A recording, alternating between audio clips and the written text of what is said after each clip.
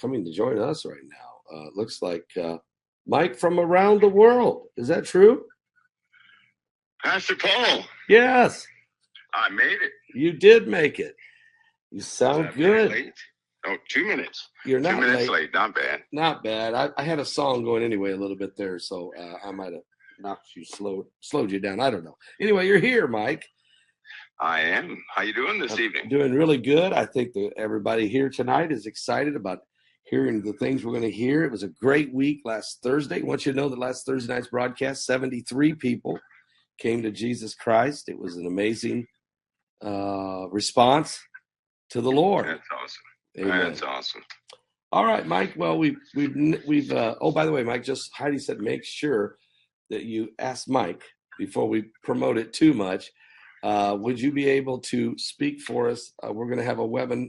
We're actually calling it a summit, the effects of Planet X. It's going to be January 28th, 29th. It's going to air, but we would interview you anytime between now and then.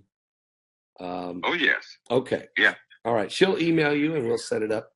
And I'll tell you, you're speaking in this, which you are very, last week you dropped the bomb on everybody. Okay. I mean, I made notes that we've heard from everybody. A lot of great information you gave us about that binary system, that celestial body behind the sun.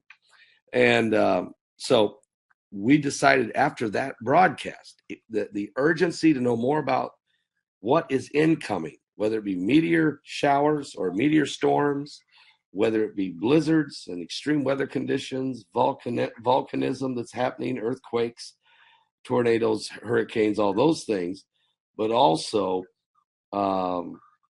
these other things like Planet X or the effects of Planet X. And I want to bring something up for you tonight. One of our listeners who actually cleans windows, her name is Kathy Landry, and I read her letter, but she was cleaning the windows in New Hampshire. And this is what she does for a living. And besides cleaning the window first with a very wet rag, then she sprays the Windex or that type of stuff on the window cleaner on there. Then after she cleans it, then she takes a little 4-inch blade and kind of scrapes it to make sure she gets everything. But when she got down to that part of it, a red dust was coming off the window. And it was everywhere. So can you talk to us a little bit about what that is? You brought it up before about 8 years ago and said, watch for it to come. Is that a sign that this meteor storm's getting closer, or is it a sign that Planet X is just behind the sun? What does it mean? Well, you know what? She's not the only one. There's been sporadic reports of people washing off, their homes. And I remember this summer, there was a company that cleaned siding. They had a problem with that, with some of the chemicals they had were a little off in color, red hue being found on, certain some of their cleaning cloths and things of that nature. There have been people reporting, people who wax their cars of a reddish type of residue there, right? So, those reports are coming in.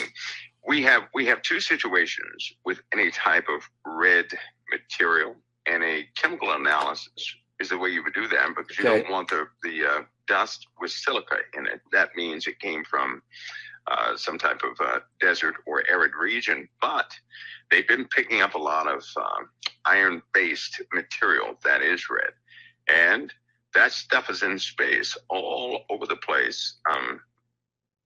In observed binary systems out there, there is a lot of that stuff around. And if we have a twin system, right, with a lot of debris in the outer belt, kind of like ours, we have dust all throughout our heliosphere. So if once the other system gets in proximity to ours, that's going to be one of the first telltale signs that we're right there in the ballpark. It's beginning. And now keep in mind, this secondary system is not going to travel at constant speed, but will likely, think of it this way, it won't do this, but it will do close to this and get a lot faster as it gets closer. But think of something doubling in speed the closer it gets to us. That's how objects or suns orbit each other. So any calculation somebody would have if they were to see an object way out there, right? And suppose they had an estimate and said, well, this thing is gonna, it'll have the greatest influence in 2034. Well, that date would be wrong based on optics, because all systems that have more than one sun, when those two objects are in close proximity, they speed up. The closer they get, the faster they travel.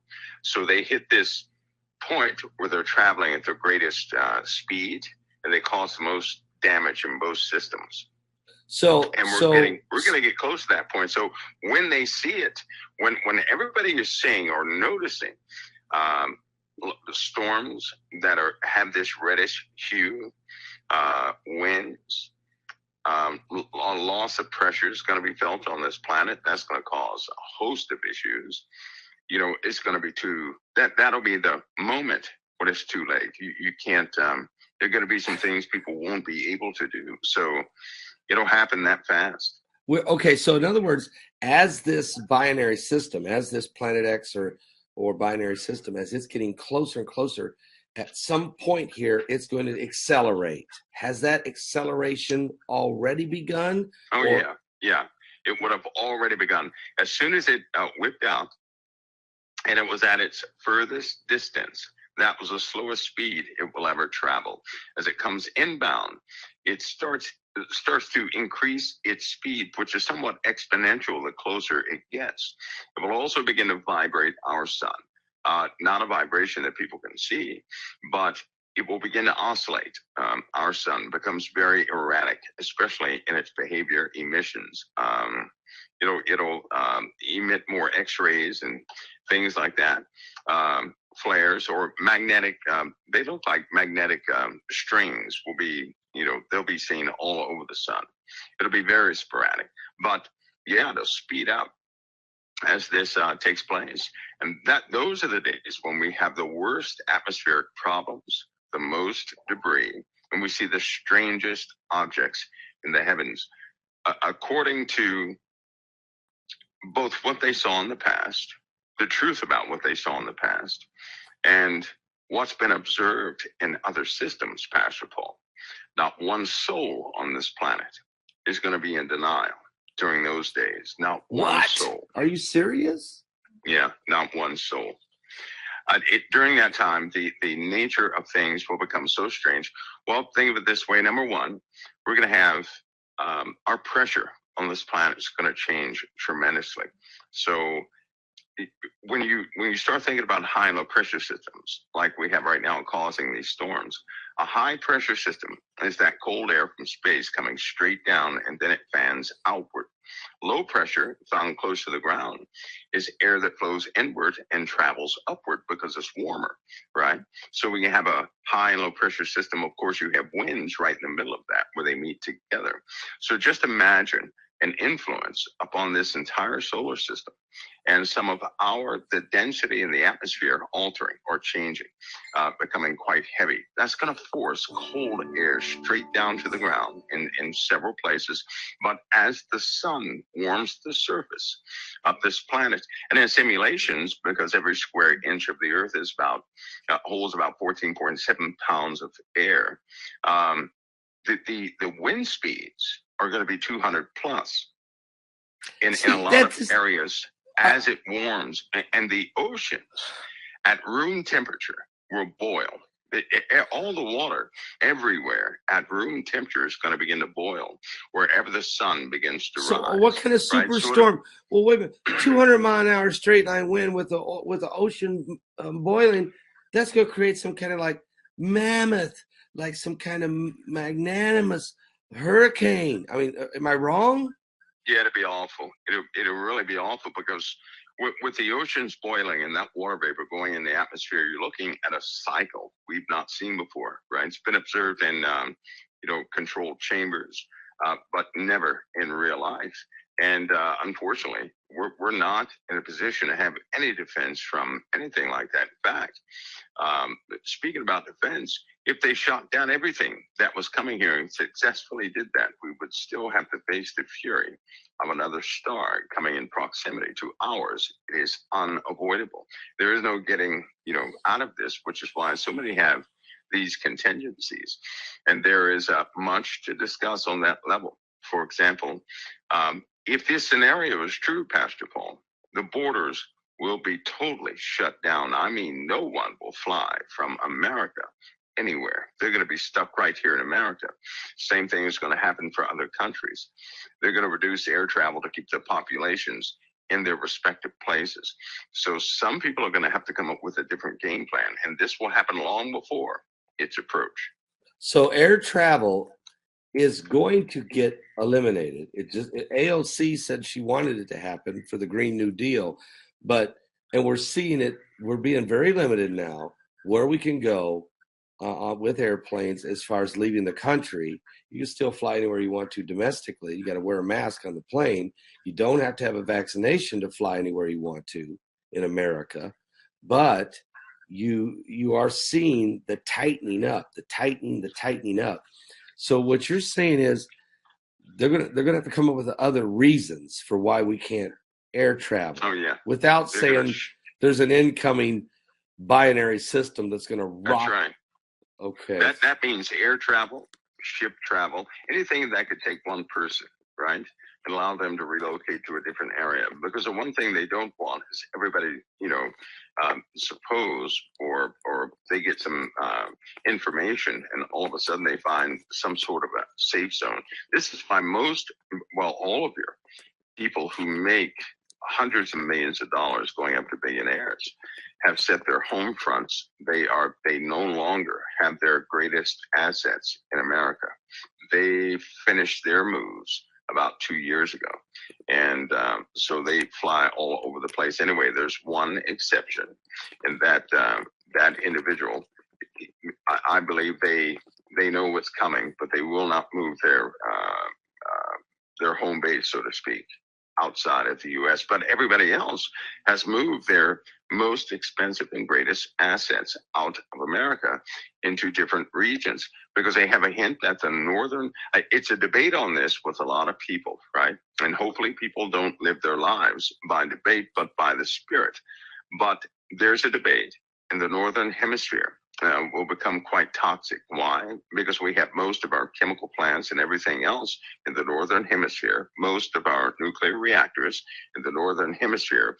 And everybody knows if something upsets the atmosphere, if we start getting these consistent high winds, storms of great magnitude, it's going to damage the infrastructure.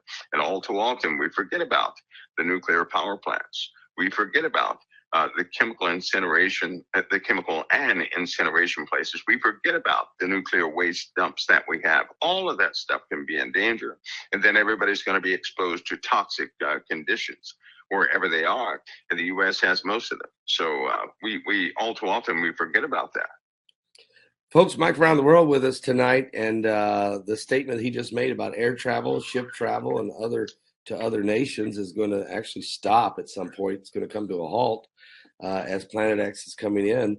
They'll use different reasoning for it, like we're already seeing, whether it be pandemics or other types of weather conditions, maybe.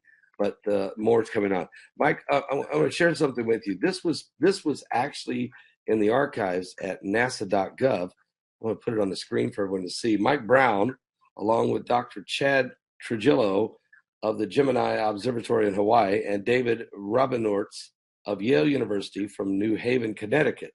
These three scientists found what's called the planetoid on November the 14th, 2003. They named it the next year Sedna. Is that Planet X? That was in 2003. They found it. 2004, they gave it a name. I'm wondering, is that Planet X that they found?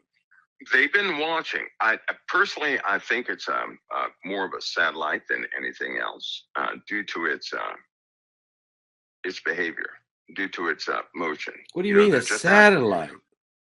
Well, a satellite would be something like a smaller planet or moon or something like that. Okay. Not actually one of the, because here's I believe. Okay, let me just go ahead and break it out. This, whatever people are calling Planet X, Planet number 9, whatever the case is. Now this is from those who have, let's just say, secured the archaeological finds, right? They keep describing this object that comes by as something that men totally had mistaken. Let me put it to you this way. They regretted the fact that they thought it was solid, right? That they thought it was like every other standard body that would whiz by the earth during that time. And it also tells you that because it was written so long ago that man had knowledge of what was out there in the heavens. They have, these images of Jupiter. They have these images of some other planets, and the hue is a bit different, but they certainly saw it. Saturn is one of them. They have a perfect depiction of Saturn, which is more than 12,000 years old. So they certainly had some sort of ability to see out there in space. One of the regrets that they had is that they said they made a mistake about the heavens. That was one of the most repetitious statements they found in there. In fact, I think I've said this before here, though, but some of the ruins that people see, right, these temples that have been erected, a lot of people have made stories to fit the paradigm of that temple, because what they really found were star maps, right, like a calendar. Yeah. And it was a warning that what they went through is going to happen in the future. And they wanted everybody in the future to know, to give mankind a chance. In fact, there's a prayer attached to all of them, right? And in that prayer, there's a prayer that men turned back to God. Now, what God they were talking about, I don't know, but they wanted men to forsake their doings on the earth and to really consider their fellow man as far as love, because they, after all of what the life they lived, they found when this, I guess you'd call it an extinction event took place, nothing was worth anything. And it was so bad that the survivors left warnings for everybody else. And that's what they have found these things. They have locked these things up. Of course, a lot of them are in England. In a museum, and some too are in the Middle East. Well, one was destroyed, but some of the references to some of these ancient gods in those stories, they're not gods at all. That's man's interpretation of something. But the military found out many, many years ago that those were actually planets, that they were describing planets. Even some of the stories, they were describing the happenings of planets, because when they lost writing, they couldn't just, they didn't have any paper or pens or anything else. They went through total devastations. Right. And so they made songs and they made poems. That's what these poems are without the music. They made songs because we can remember songs and melodies and the words that go with the melody, in the hopes that we would become smart enough, wise enough to discern what they wrote and heed the warnings. In fact, at the end it says, forsake earthly goods and save the soul, is the warning to everybody. Wow. But so all of this is going to come forward. All of it's going to come forward sooner or later, when they can no longer hide it. But I fear that when they do come forward with this, Pastor Paul, there's going to be so many different theories out there. Yeah. People are not, once again, they're not going to know what to believe. And that's going to be, one of those sad times. So I hope that they lock themselves in the prophecy. Well, I think that's really lock themselves. That's right. Because if you study the Bible, folks, you can find it, the deep impacts of Revelation 8 that are going to hit the earth. You can read about the Isaiah apocalypse in Isaiah 24. But you know what? Just go to Matthew 24 and just read what Jesus said. There's going to be some unbelievable things that are going to happen. Mike, this is another quote over at NASA.gov. This one was out not long ago. It says, in an ideal situation, scientists would identify an incoming asteroid, years before it hits Earth. That would provide ample time for what NASA calls the deflection strategy. So this strategy is already in play, isn't it? Oh yeah, if everybody can remember this, when the one object, I forgot the name of that object, was coming around Earth, they actually ran quite a few simulations on it. In fact, any object they can study and run simulations on, they're going to do it. Now, the simulations are funny. They just don't take a computer and start running that. They have underground machinery that mimics every detail of missile launches, catch nets, and a few other.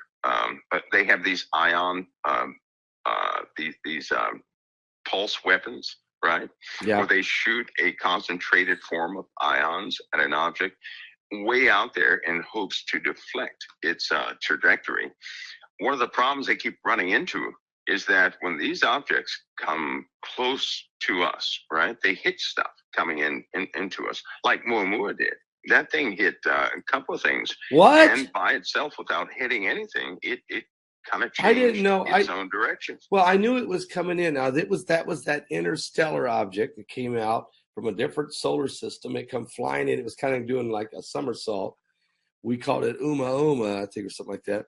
You're saying that thing hit some things on the as it went by? Yeah, it hit a few things coming into the as it made its passage, which a lot of people didn't count on because I don't know, for some reason we keep seeing things in two dimensions, right? And we have debris spherically around our solar system. We rotate in one direction, yes, and inertia actually places a lot of items in certain places, but we have a lot of debris in this solar system that we're in right now, and that debris is moving all over the place, and it's become quite unstable because we've had a lot of objects that have come in, been captured by Jupiter, deflected just a bit, enough to hit the asteroid belt and start to unloosen, some of those objects that have been in orbit for only the Lord knows how long. So we have dangers not only from inbound objects, but also some of the objects that were in the Kuiper belts and so on and so forth that are now loose and traveling all over the place, captured by the sun, right, and being redirected all over the place, Pastor Paul. So we can expect not only a meteor storm from external objects and debris coming inbound from an external system, but we can also expect some of the objects in the Kuiper belt to actually, in the asteroid belts, right, to actually probably hit us. I would say that our chances are extremely high that we're going to get pummeled, and there's no real warning for that because they're too close, right? They're too close. Are you think that really are we going to get hit? Damage from that? Do you feel like we're going to get hit with a couple bigger ones before Apophis gets here on April the 13th? Oh, I think that we're going to get hit by more than a couple long before Apophis gets here. So this is why they're making. In fact, Pastor Paul, I think that when Apophis comes, the Earth will have undergone some massive changes. We will too. I think that folks around that time, when they see Apophis come, it's just going to add to the stress and the pressure they already have.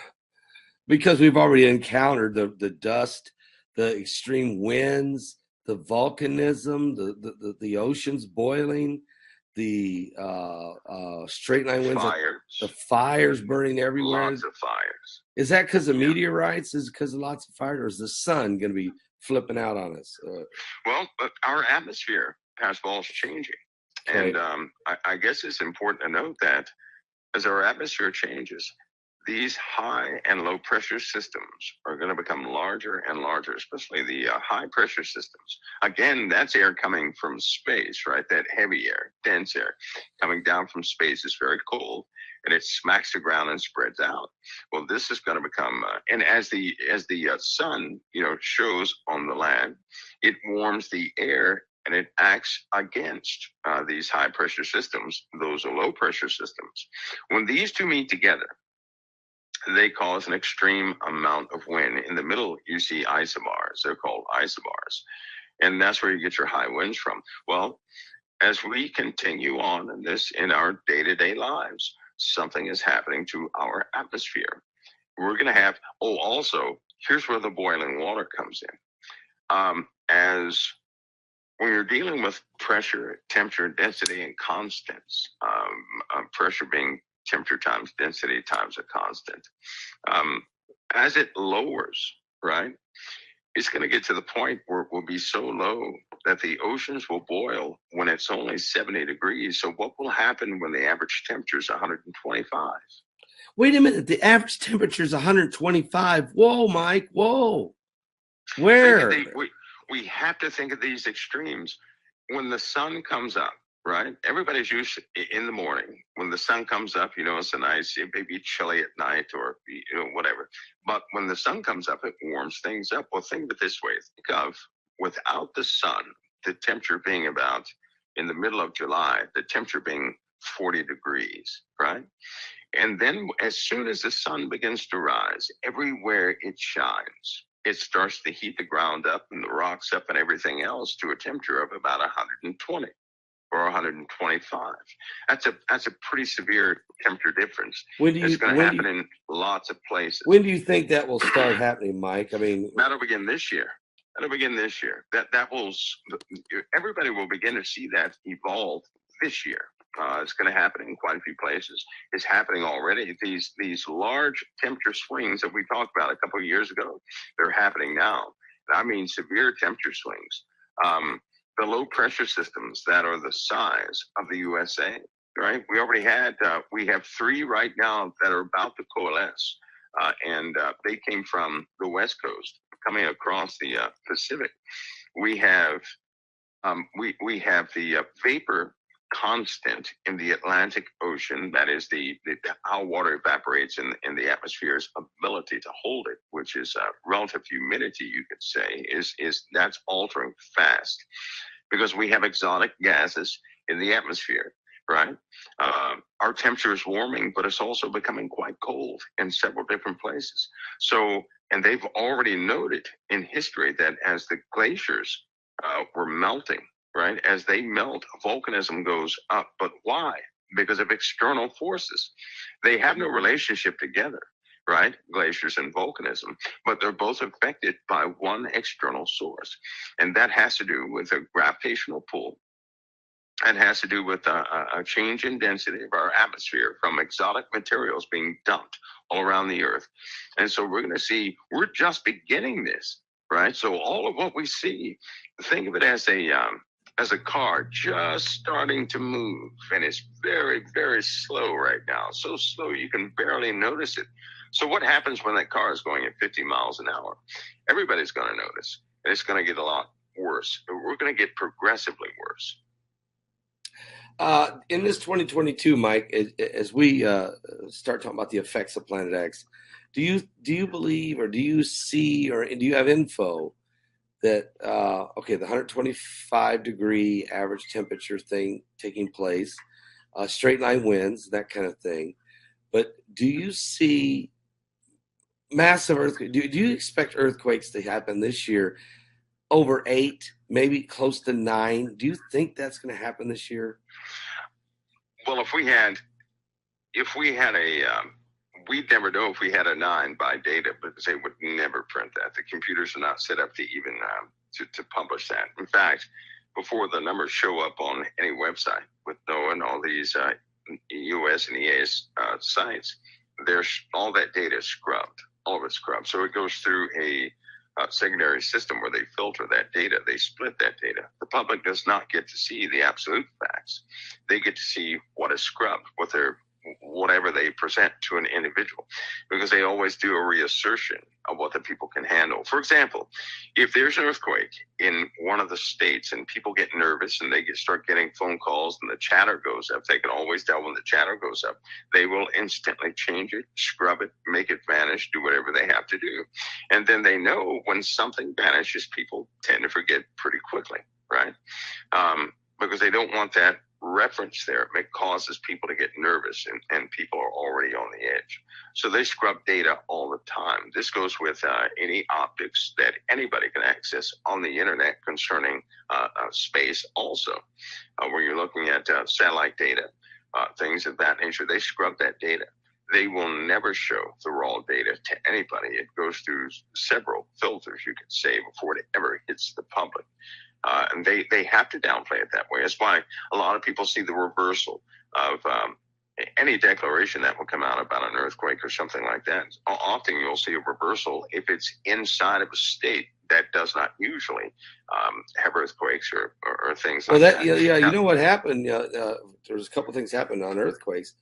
One, there was a 6.1 earthquake that was reported in southern Indiana, in Jasper, Indiana, which is pretty close to Louisville, Kentucky. 6.1. That would have been the largest earthquake in Indiana in over 100 years. And they had it. It was on the U.S. Geological Survey. It was on NOAA. It was everywhere. And then all of a sudden, it was on every one. Right, Heidi? And then it was scrubbed. I mean, I don't know. It was up for maybe 20 minutes. What do you think happened there? Well, they felt that whatever that was, that earthquake, they felt that in Virginia. They felt parts of it, and there were people in Pennsylvania that felt it. There were people in several states that felt that earthquake. So, yeah, they scrubbed it because it's an unusual location, right? And they don't want anybody getting nervous. Right now, where they know that everybody's mind is on apocalyptic a type of disaster that's coming, right? It's kind of like the apocalypse they're thinking about. They already know this. And so anything that would lead an individual to really get some momentum behind, that idea, they're going to scrub it. They're going to take it away. They're not going to discuss it. They're going to deflect away from it. Whatever they have to do, that's what they're going to do. They have a mandate for this. Yeah, Heidi's got a. What are you going to say to Mike, Heidi? It was very deep. It was 426 kilometers deep, if I remember correctly. But the other thing is, it's over by some very interesting base, a small base over there. A small base over there somewhere? Yeah. It was near it? Yeah. And they said it was over 464 kilometers deep. So do you have any info on that, Mike?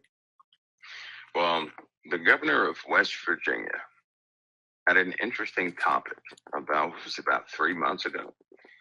And no one paid attention. They were talking about underground supersonic transportation. No one paid attention. No one paid attention. Because if you do that, he started naming numbers.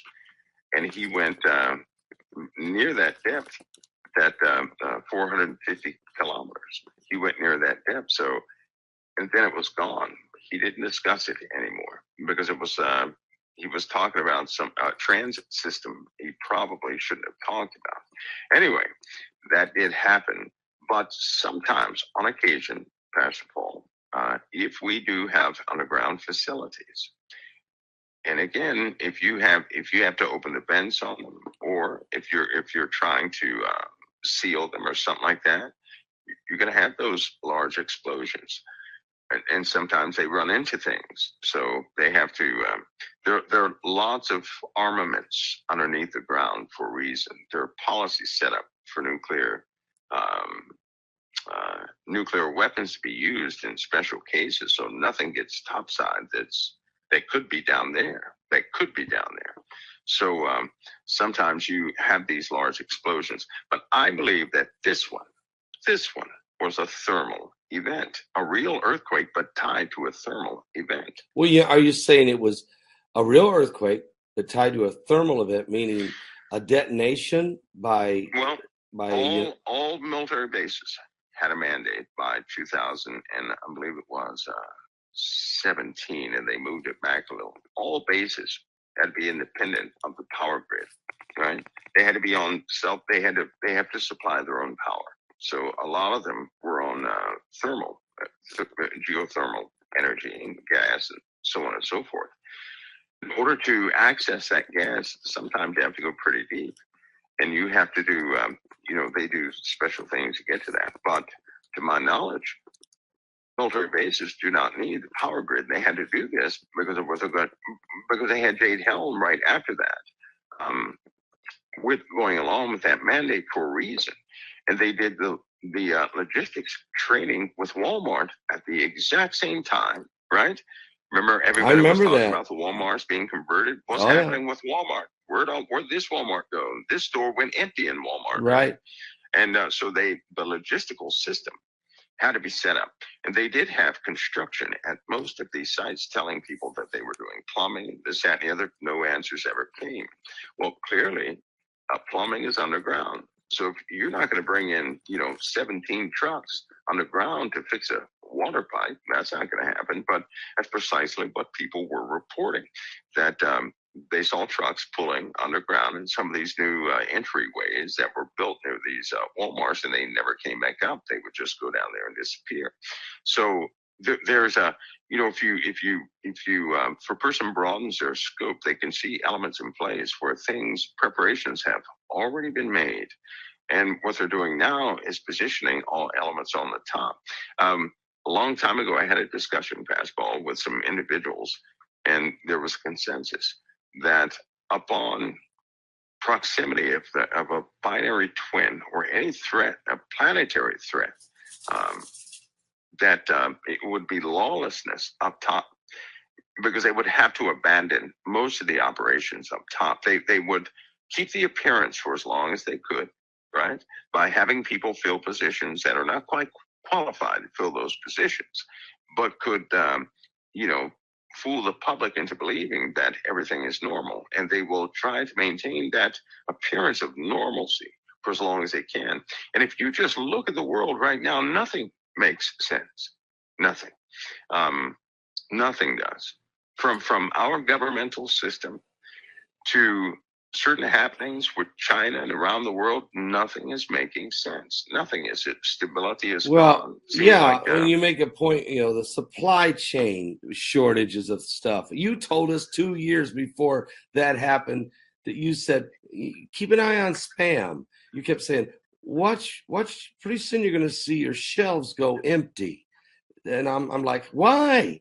Why? Well, now we know why. The pandemic came along, and then the next thing you know, we can't travel, and then there's mandates, and then there's change of mandates, and then there's confusion, and then we can't get semiconductors all of a sudden out of Taiwan, and now you can't build new cars, and you can't get parts for anything. But that's the least of our problems, when they're controlling monoclonal antibodies. Yes. And they're controlling other antivirals, and now all of a sudden the meat market. Yes. Yeah. Okay. So microbial medicines, and for the to treat people, we can't, all of a sudden we can't get our hands on this. The meat. That's an abandonment. President Biden said he's taken over the meat industry. I don't know what he knows about it, but he thinks he's going to somehow fix it by throwing money at competitors. Mike, is this what you're saying? There's a lot of stuff going on right now to keep us occupied and off balance, because Planet X is coming. No stopping that. And they've been working for 40 years underground to create these underground cities to save a civilization. Is that their mindset right now? That was in the playbook all the way back in the 70s. Everything they talked about in the 70s is happening right now. Everything. How is that possible? The food disruption, right? If you were going to supply, put more resources to whoever goes in these places, and we know that China has them, the U.S. has them, Germany has them, Russia has them. If you were going to really stock them up, you would have to divert your half of your wealth, if not most of your supplies, down to these locations. Now, what you could not have are civilians obstructing the flow of this supply chain going into these places. The water would be the first thing missing. That was the first shortage we had, was a water shortage. Yes, right? Yes. And then everybody forgot about that. They're not even thinking about that. If they go and do an investigation on where the fresh water is, their jaw would drop. So we have that problem. Now, all of a sudden, we have materials, critical materials, not just any materials, but materials necessary to sustain people, right? Exactly. Those are the items that we're missing now. Yeah, we're missing them. You can't, without saying a word, people should be able to look and see and say, wait a minute, how is it, all the critical stuff is missing, Right. And then we get the leftovers or these, plus they have the white trains already. The with a big white stamp train. on the side. Well, what's that Um, about? What's the white trains? What's in the white? those are going to be mission critical to supply, to appease, I guess, the populace, to carry those cars. By the way, are for cargo. Some of them are refrigerated, so they're going to be carrying food and things like that by rail, to get past or to travel different routes away from highways and things like that. You're going to see that more and more. You're going to see a lot of rail lines activating. Why? Because if we're going to have a problem with some inbound secondary system, our roads are not going to be able to handle it. And if our roads can't handle it, the first telltale signs that this whole scenario is true is they're going to begin to divert money they would put on the highways. They're going to put it somewhere else. Put it in the Why rail. waste money on a highway, right? That's going to be, start crumbling and just be no good anyway. Why would you do that? So they're constantly, there are these plans like this, and the Navy knew about it a long time ago. In fact, the part of that military-industrial complex that everybody is, talking about this, that, and the other, a big portion of that is the Navy. It is the Navy. A big portion of that. The other part would be, organizations like NASA, but they don't house those things in the U.S. It's much bigger than that. So is Walmart owned by the federal government now? I mean, are they a shell? Is their job to stay on top of the ground and feed the populace above ground, but the tunnels are being put in effect for some of the distribution below ground?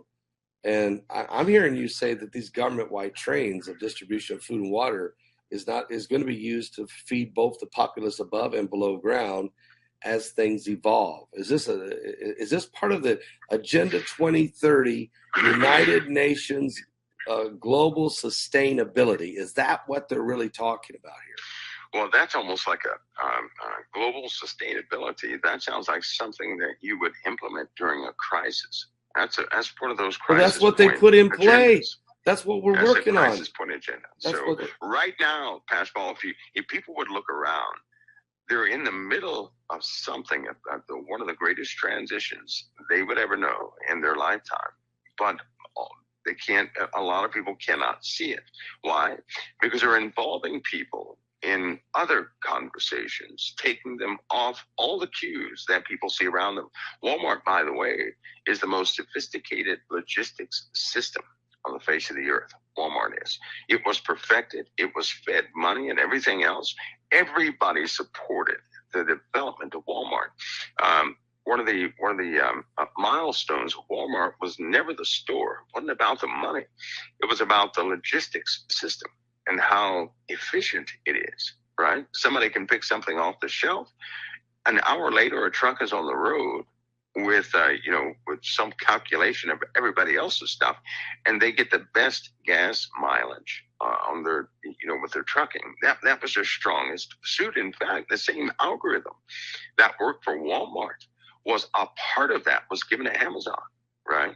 So Amazon is a very smooth system, and a piece of that was given to UPS. Remember, UPS couldn't deliver packages and Yep. They were late and everything. And then a change came, but it only came after Walmart sealed up their logistics package. Now that we have all 3G must go away, as I stated a couple of months ago, because they have to clear the airwaves for the rest of the 5G band. When the rest of the 5G band begins transmission in about 3 weeks, that's going to turn on the remaining machines necessary to manage the rest of what people have never seen before. That's the complete communications system. And I'm telling you, they're stalling quite a few things until they get this thing online. It's already learned. It's already educated. It's already implemented. It's already operational. They just need to open up the rest of the cortex, so to speak, so this thing can do what it has to do. So you're saying even though 5G is operating right now, it's kind of running, it's idling. That the 5G complete band is about to be fully released, which ties. I'm understanding AI communication between Absolutely every machine on the planet pretty well, right? And coordinates. That's right. 5G right now is operating at about 20%. Okay, that's it. About 20%. When that 3G band, when that's cleared, right, it's just like the human body. Right now, the head is working, but the arms are not working, the torso is not working, the legs are not working.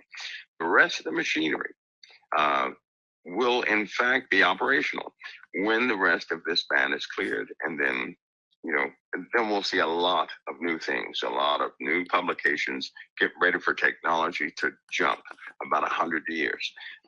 They found this out in 2 weeks last week.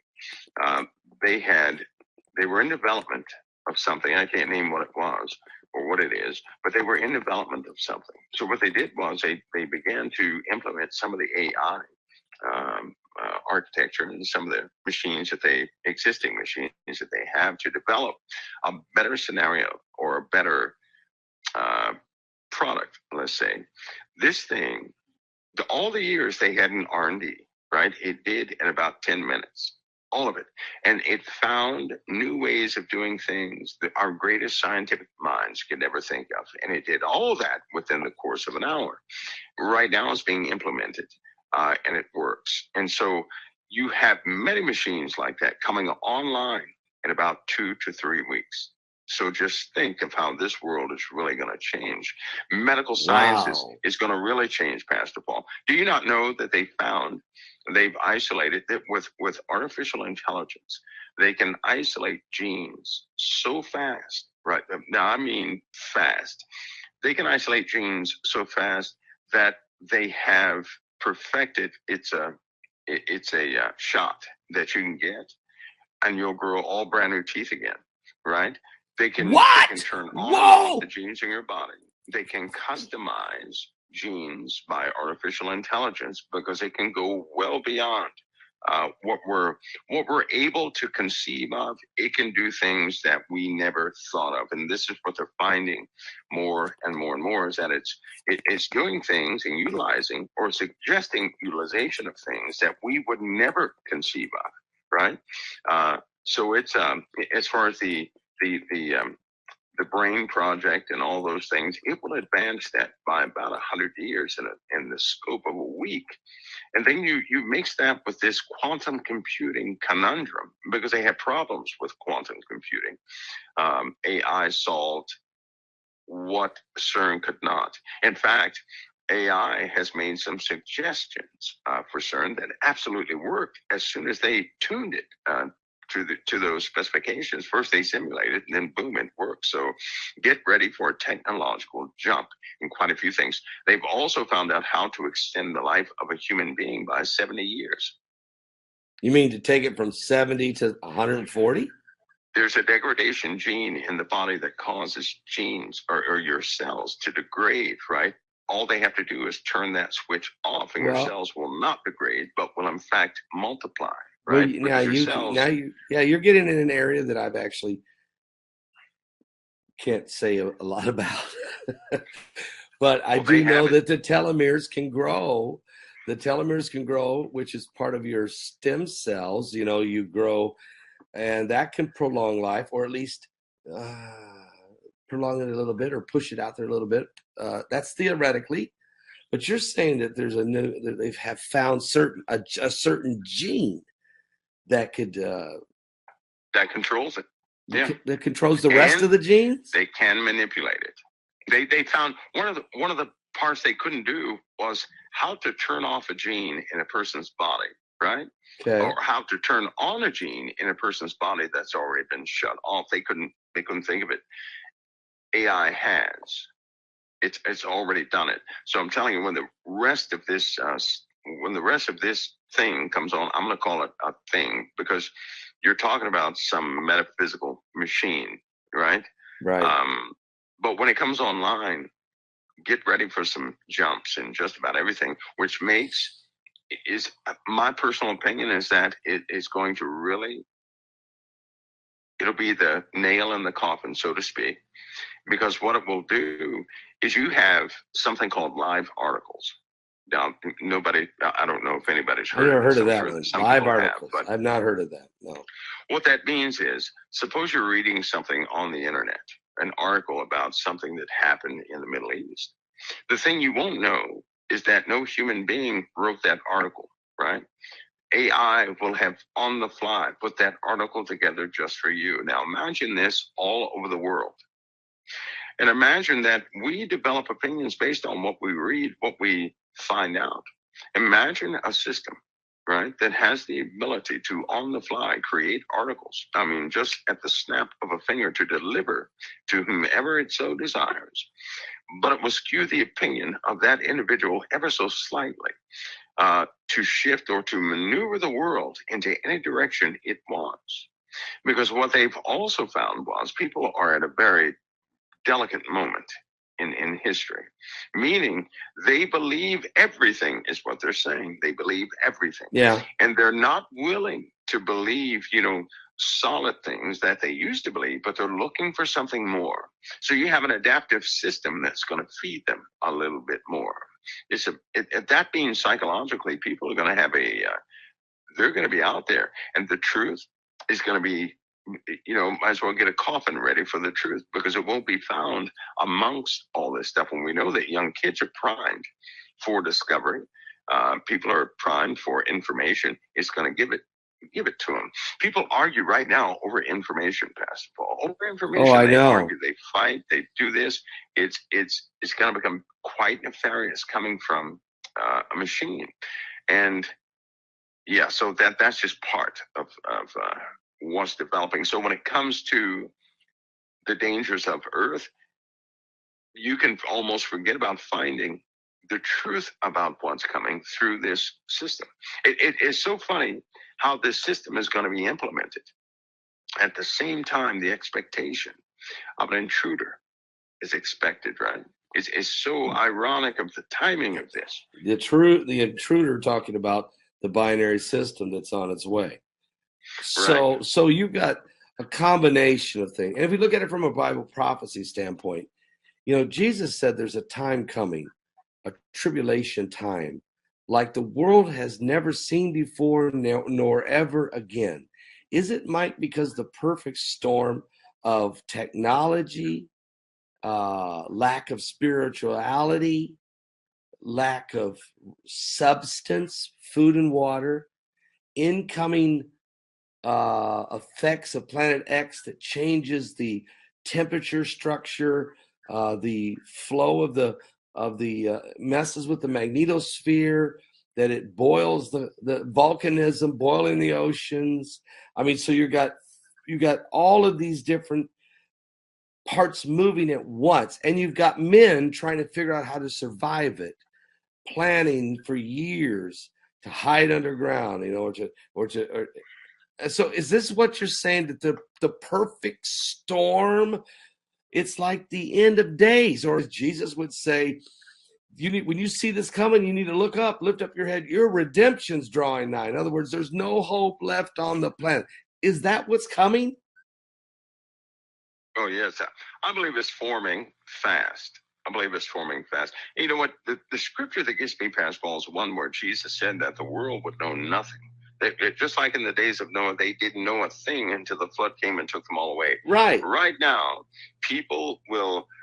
nobody's nervous. Not a soul is nervous about volcanism, right? No.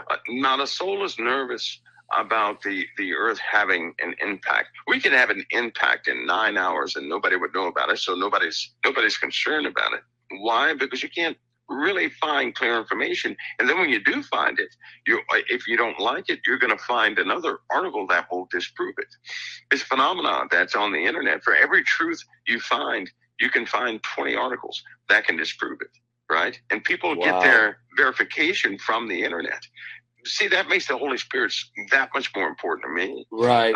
It makes the what God put inside brothers and sisters who really accepted Christ, it makes them the source of a lot of things, because we're coming to a time where you will not be able to trust anything that you see. I mean anything, right?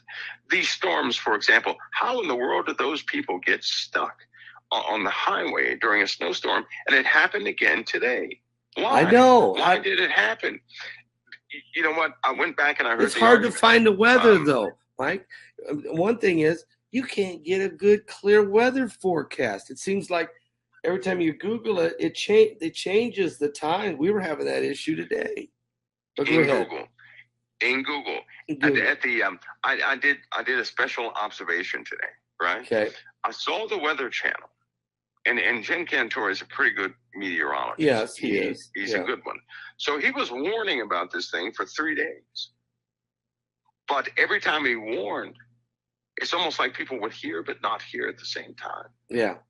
And in truth, he kept saying the same thing over and over. Stay off the roads, stay off the roads, stay off the roads. They would not hear. They wouldn't hear. They wouldn't hear because they couldn't verify. There's a frame of mind that we're in right now. If people cannot verify something on the internet, they can't accept it as truth. They can't do anything with it. This is a trap people have set themselves in, which makes the Spirit that much more important. One thing people are going to have to learn to do is to trust the voice of the Lord. Amen. Because he will confirm it. He'll confirm it through all of his children if he has to. But there's not going to come a time when he's going to have us so deaf we can't hear him.